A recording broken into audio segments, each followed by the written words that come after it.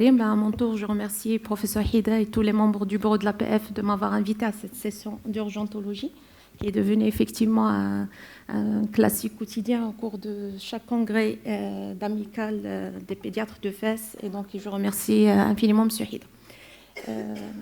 Comment je fais? Alors, je commence ma présentation.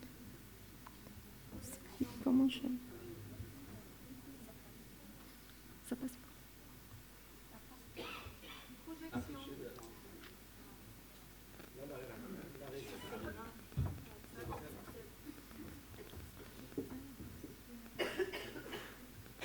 Alors, donc, je commence la présentation par ce premier cas clinique d'un petit nourrisson, Taha, qui est âgé de 8 mois, et donc qui était admis au service des urgences pédiatriques pour fièvre. Donc, Taha, il est unique de sa famille. Dans ses antécédents, c'est un petit qui est né par voie basse, avec une bonne adaptation à la vie extra-utérine, un poids de naissance de 3,5 kg. Donc, sa vaccination, il est à jour selon le PNI. Sa croissance, son développement staturopondéral, psychomoteur, ils sont corrects pour l'âge. Il était allaité exclusivement au sein et puis diversifié à l'âge de 5 mois. Donc, 3 jours avant l'admission, il présente une fièvre et avec des vomissements. L'évolution était marquée par une aggravation clinique avec la persistance de la fièvre, l'accentuation des vomissements et l'installation d'un refus d'alimentation et d'une hypotonie. Alors, bien évidemment, à l'examen, on examine ce petit. Alors, il est fébrile à 39. Il a un GSS à 14. Il est hypotonique. Il a une fontanelle antérieure qui est normotendue. Sur le plan hémodynamique, il est instable puisqu'il est tachycarde à 185, avec un temps de recoloration allongé à 5 secondes, une tension artérielle à 85-50 avec une PMM de 62 et qui est correcte pour l'âge.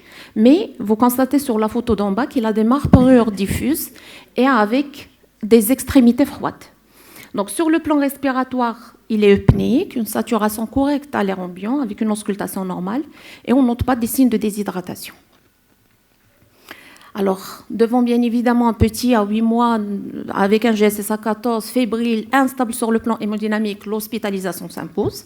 Donc, on l'a hospitalisé avec un monitorage des paramètres vitaux, une surveillance de la diurèse. Sa glycémie capillaire, elle était à 0,35 g par litre. Donc, on l'a mis sous oxygène par des lunettes à 2 litres par minute, la prise de 2 voies veineuses, un resucrage par 3 cc kg de G10, un remplissage par du sérum salé à 20 cc kg, et on l'a mis bien évidemment sur ration de base pour G5, on a pu réguler, n'a pas refait d'hypoglycémie, une antibiothérapie à dose ménagée. Alors, donc, devant ce tableau infectieux sévère, donc un bilan, bien évidemment, on va compléter par un bilan infectieux. Donc on a commencé à demander une gazométrie à son admission, qui n'était pas mauvaise. Elle avait un pH à 7,32, une PaO2, PaCO2, ils étaient corrects, des bicarb à 22, base excès à moins 2, et les lactates à limite supérieure, qui étaient à 2. Alors, le bilan. Au bilan infectieux à l'hémogramme, donc à l'hémogramme, il avait une hyperleucocytose à 27 500, à prédominance PNN, avec une thrombopénie à 116 000. Donc, un bilan infectieux largement positif, une CRP à 290, avec une proscalcitonine élevée à 22. La fonction rénale était correcte. Donc, il avait une hyponatrémie à 132, une calémie à 3,8, des réserves alcalines à 18. Le bilan hépatique était correct. Et le bilan microbiologique, le CBU, il est revenu positif avec une leucocyturie fortement positif à 10 à la puissance 6. Donc, c'est avec un BGN à l'examen direct. Plus tard, c'était un E. coli. Donc, on avait bien évidemment réalisé à l'admission aussi une hémoculture. Et l'APL, elle était différée, vu l'état hémodynamique qui est instable. Donc, le SOFA-score pédiatrique qui était calculé donc, à travers les données cliniques et les résultats biologiques, son SOFA-score pédiatrique, il était coté à 2. Et là, donc, après la mise en condition, la stabilisation du patient, je reviens à l'examen clinique et je vous remets la photo du petit. Est-ce que vous avez des remarques?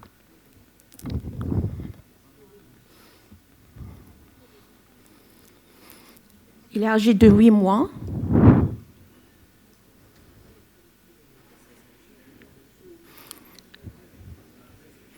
Oui, exactement. Il a un faciès cushinoïde. Il a des lésions cutanées Alors, on voit très bien qu'il a un faciès lunaire. Il a un visage qui est arrondi, qui est bouffi, des joues pleines. Il a, au niveau frontal, une hypertrichose qui est très évidente, avec des lésions érythématosquameuses au niveau du front, au niveau des joues. Il a aussi une peau qui est très fine, qui laisse voir facilement le réseau vasculaire sous-jacent. Donc une peau qui est vraiment très fine. L'hypertrichose au niveau frontal, des lésions érythématosquameuses et bien évidemment un faciès cochénoïde, un visage qui est arrondi avec des joues pleines. Et donc ce n'est qu'en s'intéressant de très près à l'examen clinique et à l'examen de la peau que la maman nous rapporte qu'elle appliquait quotidiennement de l'Ificorte depuis l'âge de 2 mois, donc qui était prescrite a priori probablement pour une dermatite atopique, et que la maman a continué à appliquer. Elle n'a arrêté qu'une semaine avant son admission devant la persistance des lésions du visage puisqu'elle ne répondait plus aux dermocorticoïdes.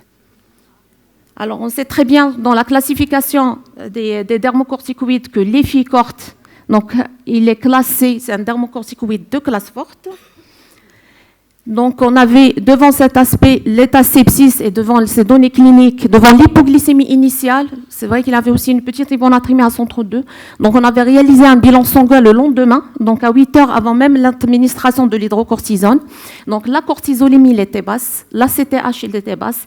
Donc, on a conclu à une insuffisance corticotrope secondaire à l'application prolongée de dermocorticoïdes classe forte. Donc, il est mis sous hydrocortisone à dose de 5 mg kg nivé par 4 heures. Mais malheureusement, donc l'évolution, elle était dramatique. Donc, il y avait une dégradation sur le plan hémodynamique avec une chute tensionnelle. Donc, malgré l'emplissage, malgré les drogues, malgré l'antibiothérapie et l'adjonction de l'hydrocortisone. Donc, le tableau, donc l'évolution était marquée par une défaillance multiviscérale et l'installation du décès. Donc, en conclusion, c'est un décès par état de choc septique sur une insuffisance surrénalienne cortico-induite par une application prolongée de dermocorticoïdes classe forte. Alors, on sait très bien que la corticothérapie, c'est un des thérapeutiques qui sont largement prescrites pour leur action immunomodulatrice et leur action anti-inflammatoire. On connaît tous les innombrables effets secondaires qui peuvent intéresser tout organe. Il n'y a pas que le risque de l'insuffisance surrénalienne, bien sûr, le risque d'HTA, tous les organes ils peuvent être atteints. C'est des complications très fréquentes et très rapportées par une corticothérapie systémique, une corticothérapie par voie orale, mais il faut y penser aussi dans les applications par voie cutanée. Donc, il y a plusieurs case reports qui ont rapporté des suppressions surrénaliennes, des tableaux d'insuffisance surrénalienne sur des applications prolongées de dermocorticoïdes. C'est le cas d'un petit qui a appliqué 3-4 fois pendant 2 mois et donc qui est aussi décédé dans un tableau de sepsis. Là, c'est un autre case report qu'elle a appliqué à un faciès cochénoïde après 3 mois d'application de dermocorticoïdes. Donc, nous prescrivons tous, en tant que pédiatre, les dermocorticoïdes. La dermatite atopique, c'est une pathologie qui est très fréquente et il n'y a pas un médecin qui ne prescrit pas les dermocorticoïdes. Alors là, il y a plusieurs études donc, rapportées sur la suppression surrénalienne, la suppression de l'axe hypothalamo-hypophysaire qui va être par rétrocontrôle négatif, quoi, par les corticoïdes exogènes et par le cortisol endogène qui va être au repos après une application prolongée des dermaticoïdes. Mais ce qui sort, c'est que c'est en cas de traitement prolongé avec des dermocorticoïdes forts à très forts sur des grandes surfaces, sur des peaux lésées, parce que l'absorption elle est beaucoup plus grande sur les peaux lésées ou quand on l'utilise sous occlusion. Alors, donc pour ceux, comme j'ai dit, les dermocorticoïdes, ils sont très prescrits. Nous prescrivons tous les dermocorticoïdes en tant que pédiatre, ne serait-ce que pour la dermatite atopique, qui est une pathologie très fréquente. Donc, il faut toujours bien choisir son dermocorticoïde, donc la classe des dermocorticoïdes, donc en fonction de la sévérité, la pathologie et sa sévérité, et en fonction de la zone à traiter. Et là, vous avez un schéma où, c'est-à-dire les zones où il y a la forte pénétration par rapport à la zone où il y a une faible pénétration. Si on prescrit au niveau des paupières, au niveau du visage, c'est pas la même chose. Si on prescrit au niveau palmoplantaire. Et toujours préciser, bien évidemment, sur l'ordonnance et bien expliquer aux parents la durée du traitement et la quantité appliquée. Et la quantité appliquée, on applique tout simplement ce qu'on appelle l'unité phalangette. Ça veut dire qu'on prend une petite quantité de dermocorticoïdes sur la dernière phalange du doigt, c'est l'équivalent de 2 ans de paume de main d'un adulte. Donc, je donne l'exemple, par exemple, la DA, c'est petit nourrisson, c'est très fréquent, on prescrit. Bon, une phalangette, elle peut couvrir tout le visage, elle peut couvrir une phalangette, elle couvre les membres. Donc, c'est largement suffisant. Donc, finalement, une bonne éducation thérapeutique des mamans, une bonne prescription, donc il peut éviter les pires et peut éviter des évolutions catastrophiques et les effets indésirables des dermocorticoïdes au long cours. Alors, le deuxième cas clinique, ben lui, ce n'est pas une urgence vitale, c'est une petite Isra qui est âgée de 2 ans et demi, qui vient pour boiterie. Alors, il n'a pas d'antécédent pathologique, elle a un bon développement psychomoteur, elle a marché à temps à 1 an, il n'y a pas de traumatisme, il n'y a pas de fièvre. Elle a eu une consultation initiale pour une boiterie, donc évoluant depuis 3 semaines. Donc, elle a eu des radios de bassin membre qui étaient correctes, une écho articulaire normale. Alors, son bilan, l'NFS-CRP était sans particularité, était correct. Elle était mise sous ANS. Et puis, devant la non-amélioration, 2 semaines plus tard, il revient. Mais déjà, au terme de cette première vignette, est-ce qu'il y a des remarques ?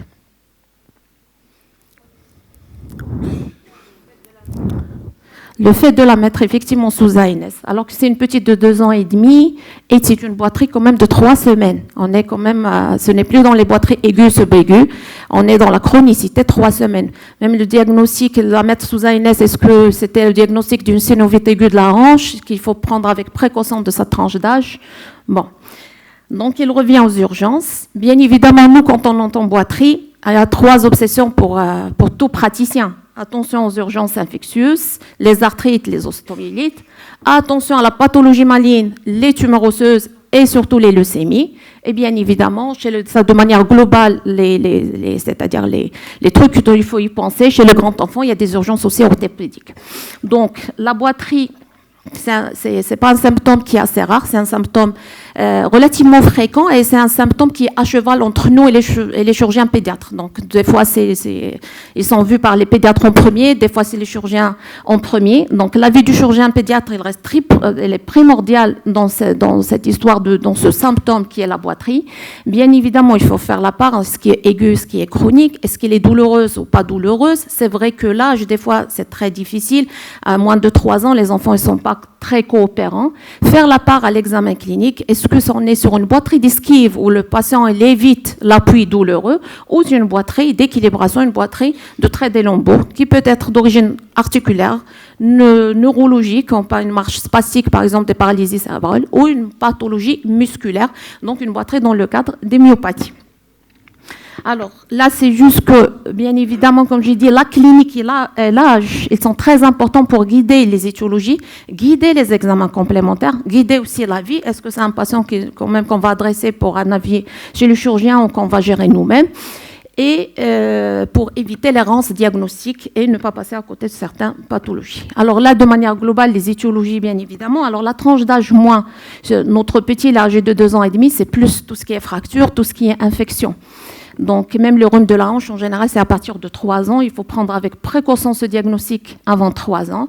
Et très rarement, tout ce qui est tumeur, tout ce qui est maladie de système. Alors, quand on examine le petit, on reprend l'interrogatoire. On trouve que c'est une petite, quand même, qui a une asthénie, une fatigabilité 4 mois avant même de la consultation pour trouble de la marche. Et il refuse de marcher, il refuse de courir. Et il est de moins en moins actif. Donc, 1 mois avant son admission, ça s'est aggravé par des troubles de la marche. Alors, l'examen, il est apéritique, on a ses bons états général, les articulations, sacro-iliaque, rachis, ils sont libres, indolores, il n'y a pas d'inégalité des membres. Mais à l'examen neurologique, quand on la voit marcher, donc c'est une patiente qui avait une marche dandinante, avec un signe de Goertz qui était positif. Alors, le tonus, il était normal. Le testing musculaire était difficile vu l'âge, donc l'enfant n'était pas coopérante. Des réflexes qui étaient présents. Les paires crâniennes, ils sont sans anomalie. Il n'y avait pas d'amyotrophie ni de fasciculation de la langue. Pas de signe de gravité, il n'y a pas de dyspnée, il n'y a pas de dysphonie, il n'y a pas de dysphagie, ni de fausse route. Et là encore, la peau, elle nous renseigne énormément, il nous rend énormément service. Il faut bien examiner l'enfant et l'examiner en totalité. Alors, déjà, à l'examen devant la marche dandinante, on est orienté vers vers un problème musculaire. Et là, l'examen, c'est des lésions chroniques que vous voyez, des lésions papuleuses, papulo-violacées, où on regarde des métacarpophalangiennes, on regarde des interphalangiennes. Et ils sont typiques. Ce sont des papules de Gautran qui sont très typiques de la dermatomyosite juvénile, même si l'âge, il faut y penser. C'est vrai que c'est une dermatomyosite à début très précoce, une toute petite qui est âgée de 2 ans et demi. Mais là, l'intérêt de l'examen clinique, pour ne pas c'est-à-dire une prise en charge précoce, c'est une pathologie quand même, ça peut attendre, le pronostic vital n'est pas en jeu, mais s'il faut y penser. Donc, il avait un discret érythème du visage avec les lésions cutanées typiques en regard, et là, rappelez-vous, c'est en regard des articulations et non pas en interarticulation, et avec des lésions, la même chose, une hypertrichose patellaire et des lésions au niveau en regard des genoux, ce qu'on appelle des signes de Gautran, qui étaient typiques. Donc, le bilan, les CPK, ils étaient élevés. L'EMG, elle a confirmé le syndrome myogène. Alors, le bilan systémique était normal, le bilan immunitaire était négatif, et donc le diagnostic d'une dermatomyosite juvénile avec les critères, et donc elle est sous traitement avec une bonne évolution. Donc, les recommandations en matière de boiterie, c'est un symptôme qui est fréquent, comme j'ai dit, qui est à cheval entre nous et les chirurgiens. Il y a des orientations en fonction de l'âge, mais l'intérêt de l'examen clinique, il ne faut pas rester scotché aux arbres décisionnels, parce qu'avant 3 ans, c'est surtout tout ce qui est infectieux et les traumatismes. Mais il faut penser à d'autres maladies beaucoup plus rares, beaucoup par l'intérêt de l'examen clinique. Il faut y penser à certaines maladies qui peuvent se révéler par un symptôme très commun. Bon, j'arrête là. Et je vous remercie. Merci beaucoup, Eden. Est-ce qu'il y a des questions avant d'enchaîner avec la dernière intervention? Non, pas de questions. J'ai le...